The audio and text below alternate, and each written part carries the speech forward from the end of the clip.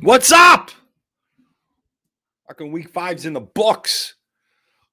Oh, you like these, huh? You like that? Oh, those are my new knockarounds. These are my bring it knockarounds. Look at that.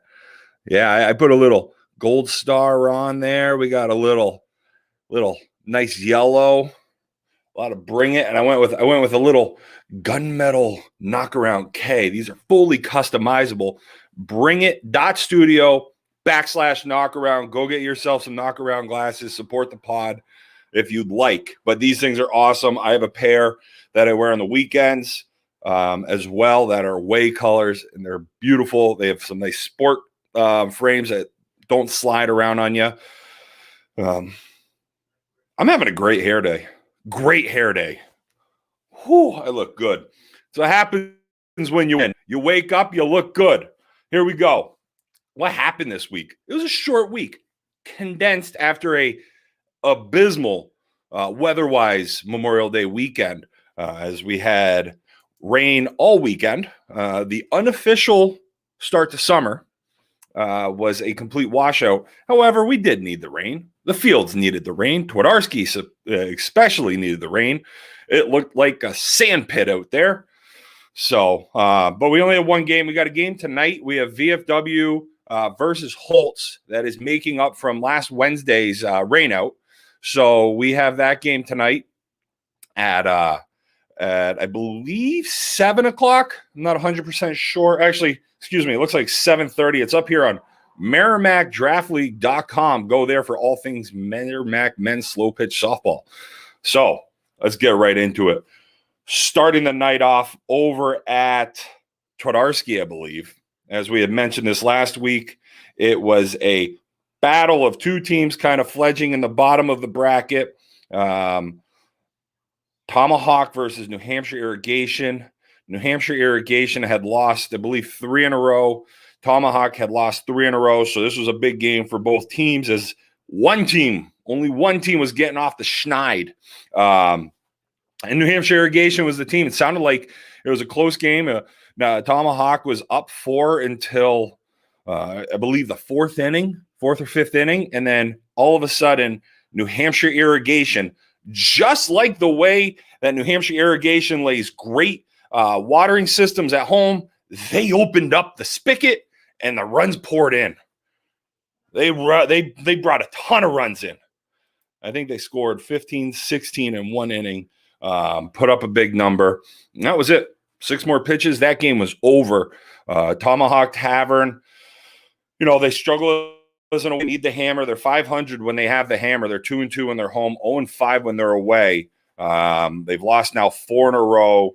Tomahawk needs a big week next week to kind of get themselves out of the basement here. They've got a good team. I know the injury to Jose didn't help. That definitely hurt. And they're still trying to figure some things out. Be interested to see how the trade deadline affects this team. So let's kick on over to the Legion. My second favorite field. I mean, everybody loves Martell, but I love the Legion. I love how it's set up. It's easy to get home run balls. You can go right behind the fence and you can get the balls, no problem. I just like your set back there. You've got like a little dome. It's unbelievable. You got the press box. I love the Legion. I think it's an underrated field. And I think now that we're playing there, the upkeep of the field and just the absolute use of it is going to improve the field. So anyway, enough about field conditions. Let's get into the game. Holt's versus Buckley's, and the Buckley train just keeps on rolling. They've won 7 in a row. Unbelievable. I don't know what's going on here, but Buckley has it going. They're feeling the flow. They're loving themselves. They just say, I don't care who we're playing. We're just going to keep winning. What's happening? Let's go. And they did it.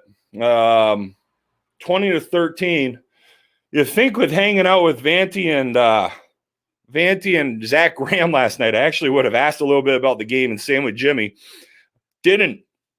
I have no idea what happened in this game. All I know is Buckley's keeps winning. And Holt's now, they lost this one. They win one, lose one. They're doing that dance, right? Doing the dance. You take a step forward, you take a step back. They're holding on there pretty well. They're sitting at 3 of 4. They've got the makeup game tonight, which I don't know, that's going to be a tough game to win. But you never know. Crazy things happen on Thursday nights. Wild things happen on Thursday nights. And then next week, or I think it's next week, we make up a couple games with Holtz as well. So everybody will be caught up to 9 games, I believe, after next week, which will be nice. And we can really see how things are going to shake out. But yeah, I know Phil the Thrill Dion hit a home run when I think 4 for 4 hit his first home run of the year, which tell you what, anytime Phil the Thrill hits a home run, it fires the boys up, fires them up. I think Goomis had a hell of a night. I don't have his stat line in front of me, but I know Goomis had a hell of a night. Could those be 2 nominees for Player of the Week? Could be. Who knows? We'll see. But yeah, so Buckley keeps chugging along. They started off the season 0-2, and now they've won 7 in a row. They are sitting atop the leaderboard, the standings at 7-2, the MMSSL, MerrimackDraftLeague.com. Let's go to the prime time game. Unfortunately, it was more of a defensive battle. Newcomer to Peterson gets thrown right on the mound and shuts his old team down. Artie, the one-man party, hits a triple, gets the boys fired up, bases clearing triple, and then goes out and just throws a gem to Peterson, gets that one 11-9. Tell you, grand slam in the first inning for Peterson, and then it was just kind of back and forth saying, who wants to score runs? Both teams said, we're all set. Why don't you give it a shot? Tight game. It was a good game. Monahan, again, looking to get a little momentum going after winning last week on Wednesday night. Looking to get some type of momentum going. Didn't happen here today. And unfortunately got some news last night that it's going to make my Los Primos pick of Monahan not being in the toilet bowl a little tough at this point, but we'll see what happens. Monahan plays Holtz on Monday. That's a game they can win. It's a 6:30, so I think they're going to have their number 1 pitcher, which is big. So we'll see what happens there with Monahan. Now let's get to what the people want. Let's give them what they need. The West Coast game, I hope everybody stayed up for it. Don't worry about the East Coast bias. Stay up for the West Coast game because this was a fucking tilt. VFW versus Regional. VFW wins 28-7 in an extremely exciting game that just saw balls flying everywhere. We had defensive stops. We had a tight game. VFW +5 going into the bottom of the 7th. Regional coming up, pushing. Bases loaded. 2 outs. No home runs left. Regional up. Boom. Bye. Hartson throws a cookie, and that ball just went. And that ball kept going for a inning-ending 3rd out. Game over. Boom. Hell of a game. It was everything it lived up to be. Is this a preview of a potential championship game in MMSSL at the end of the year? Absolutely. I think VFW is the best team in the league right now. I think you see why regionals sit in the top things as they have been. I know we lost to Buckley when we played them.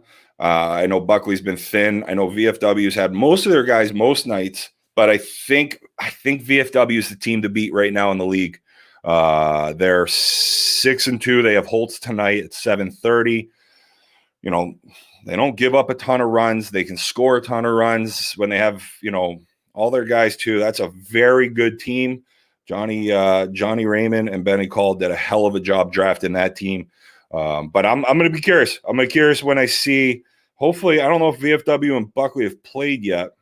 I think they have, but that's going to be a hell of a game to watch too. So anyway, that's kind of the recap from last night. Tonight we have VFW versus Holtz, 7:30 at Martell. Bring your popcorn if you want. Enjoy yourself a little Thursday night action. Who doesn't like a little Thursday night action? I think everybody does. So there we go with that. Player of the Week nominees. We don't necessarily have them all hammered out yet. We still are combing through the stats. Our statisticians are discussing, but we're looking at Phil the Thrill. We're looking at Goomis. Matty Hebert going 5 for 5 with 2 home runs and that glorious beard of his. Also a potential Rookie of the Year candidate. Made some nice plays at short. He's another nominee. And there's going to be one more. Just don't know who that is yet. But we have those 3 for sure. We may or may not have one more. Again, with a condensed week, a little tough. We really have to weigh the options and make sure we're putting the great ones out there. I wanted to put Tucker Twardarski, not because of his play, but because of his hustle and his absolute love for being at the field now. Love this kid. Kid showed up. He's one of the new guys in the league. Got a great group of new guys this year, especially some good youth being in the league. I love this kid. I wish I was as in shape as he is. I'd be walking around without my shirt on. That's how you know that's Tucker. If you haven't met Tucker yet, usually has his shirt off at the field. plays with like tassels on. Like he has barely any shirt on when he's playing. Good kid. Absolutely. I've had absolute blast with him this year. Let's take a look at the stats. We're just going to get into the home run leaders here. Not that much of a change atop the leaderboard as we are still looking at Kyle Palvicious leading the way with 10 ding dongs. Sounds like somebody just opened my door and hit the doorbell. Ding dong. Kyle Hamill hit one last night too, so he's jumping up a little bit. Looking nice. Dave Campbell, Zach Graham with a nice average there, 1 per game. Mikey Hudd, which I hear he's now a left center fielder for Buckley. Not sure if he'll make it back to first with the way they're going. VFW has about half their team here in the top quadrant of home run hitters. So nice to see them spreading the love. Do you think they pick out of a hat saying, hey, boys, here are your designated home run hitters for this evening, and the rest of you have to hit backside singles? So there you go. That's kind of what we're looking at. Still, surprise of the year is Andy Lee absolutely showing up to this many games this early in the year. Absolutely blown away, completely blown away by that one. Here we are. Let's look at the standings. The jumper, Cocoa, Hazelade, Hazelnut, Hazel Butter, 5-0. Big week from the jumper. He jumped all the way to the top, going 5-0, picked everybody. That is a clean slate for this week. So he took a nice little lead there. I am in second at 64%, 3-2. Boom, boom crew, you're killing me. Boomers, you're absolutely killing me. I keep picking you, and you keep letting me down. This is just hurting my feelings at this point. What did I ever do to you? Karima, I thought I was good to you when we went to high school together. I don't know what the hell's going on here. And then that regional VFW game, as you can see, we split 2-2. That game could have gone any which way. Tell you what, if you're betting some of these games, just fade Dustin. Just whatever Dustin does, do the opposite. You'll probably do all right. So, and then president. So we got Jumper, me, Prez, and then D.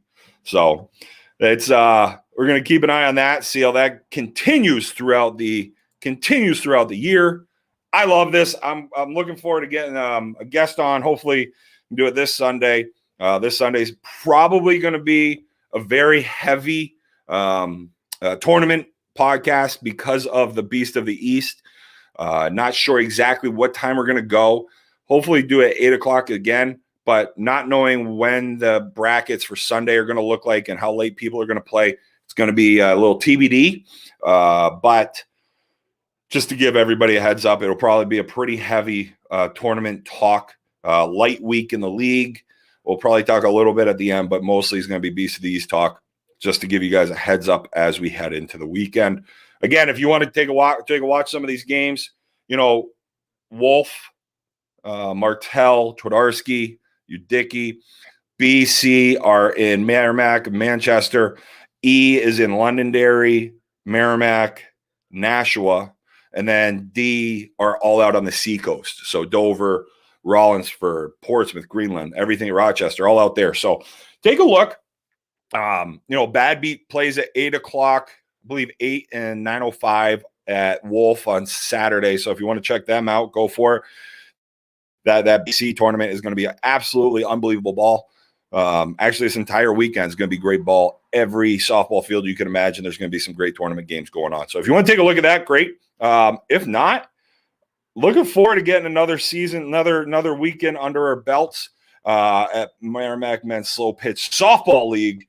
Let's take a look for next week. We have some good games coming up.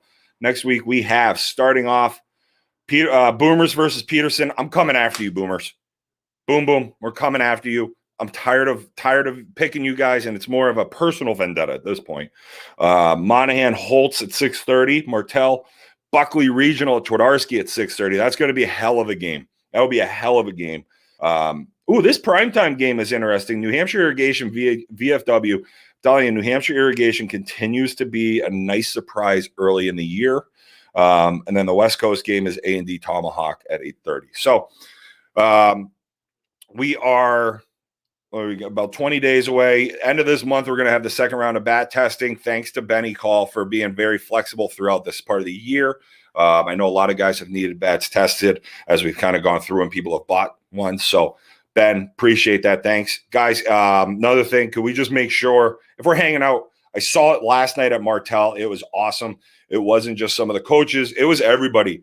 I saw Tucker and a bunch of those guys out in the woods picking up balls. Let's keep doing that. It just helps out the league, keeps our player fees down, especially since we're doing the buckets of balls, which I think has been a success. I know at Twardarski it gets a little tough just because of the water in the woods there, but Legion's good. Martell, awesome. It's nice that we're starting to see more and more guys do it. Go grab a new friend and take a walk. Get your steps in. Anyway, good luck to everybody playing this weekend. Great week of games this weekend or this week in Merrimack. I had a blast hanging out at the field all day yesterday and watching all these games. So really looking forward to next week. It's just fun. I love this league. I love being in it. I have so much fun watching everybody, and it looks like everybody's having a great time, and that's what this is. So still early in the year. Don't anybody worry about anything yet. Let the pressure, when the knob gets turned up, when we get in that last third of the season, we start flipping for who's home and away. That's when the pressure comes. So anyway, have a great weekend, everybody. We'll talk to you soon.